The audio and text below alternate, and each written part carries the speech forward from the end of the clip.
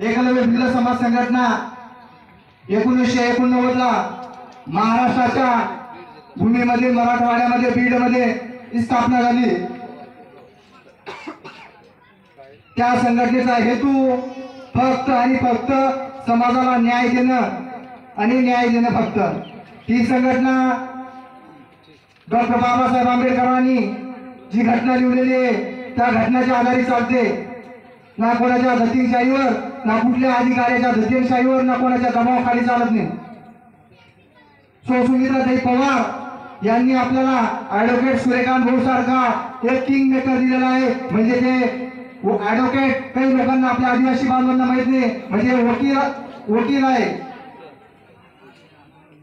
ते समाजावर होत असलेला अन्याय अत्याचार बघून महाराष्ट्राच्या कान्या कोपऱ्यामध्ये जाऊन समाजाला न्याय देण्याचा प्रयत्न करत आहे।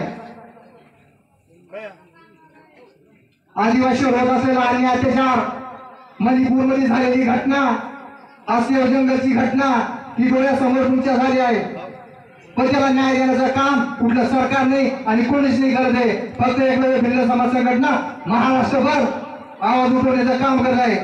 आपल्या आदिवासी महिलांची रंगधिंड काढण्यात येते तरी राजकीय लोक बोलत नाही। काय कारण त्याच्या मागं?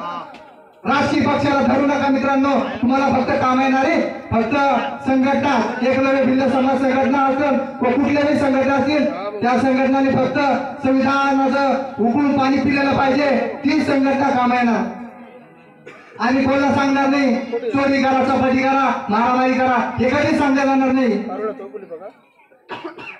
आपल्या मागणीवर होत असलेला अन्याय अत्याचार हा थांबा म्हणून एकलव्य भिल्ल समाज संघटनाने खंडनायक ग्रुप सारखा हा ग्रुप तयार केलेला आहे। हा ग्रुप महाराष्ट्राच्या कोपऱ्यामध्ये काम करत आहे। काय कारण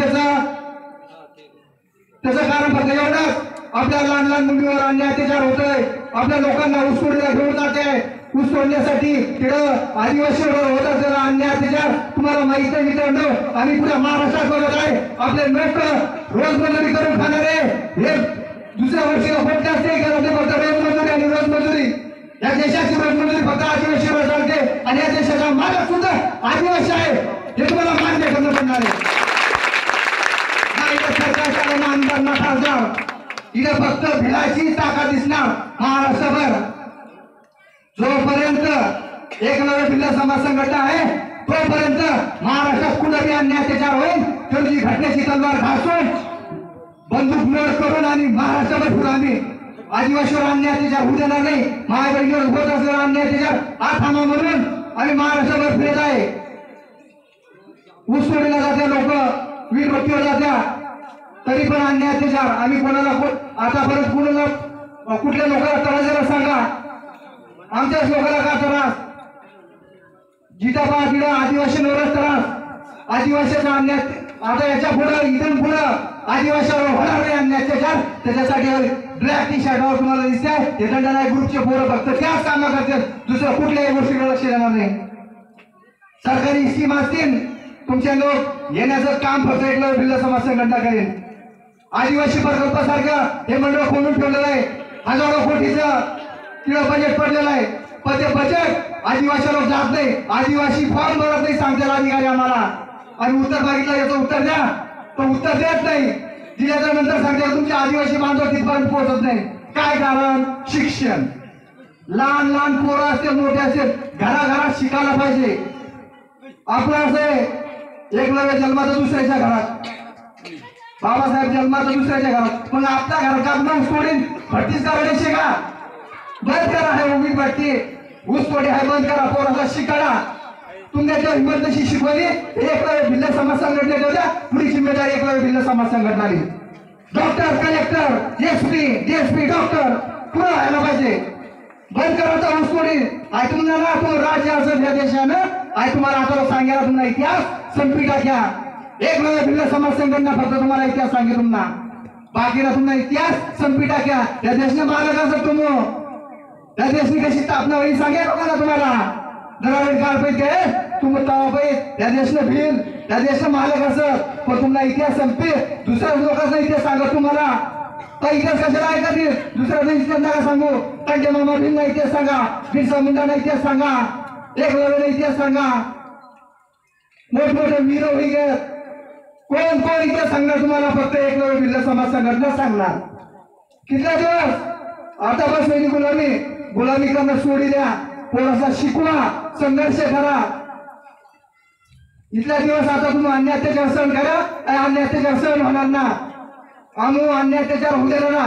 कुठलं सरकारी अधिकारी कधी तुम्ही अन्य अत्याचार करत होईल तर एकलव्य भिल्ल समाज संघटना तुमच्या पहिले पुढे उभे राहील. जवळजवळ अन्य अत्याचार होय समजला काही होईना तर भिलासचा पोऱ्या जन्म, काही दुसरं असं काही बी होईना तिकडं भिलासचा पोऱ्या जन्म, काही व्हायला पोलीस स्टेशनला बिलासवर गुन्हा दाखल. बाकीनं काय गुप्तीदार बशीर आहेत का? या गोष्टी सहन होत आम्हाला.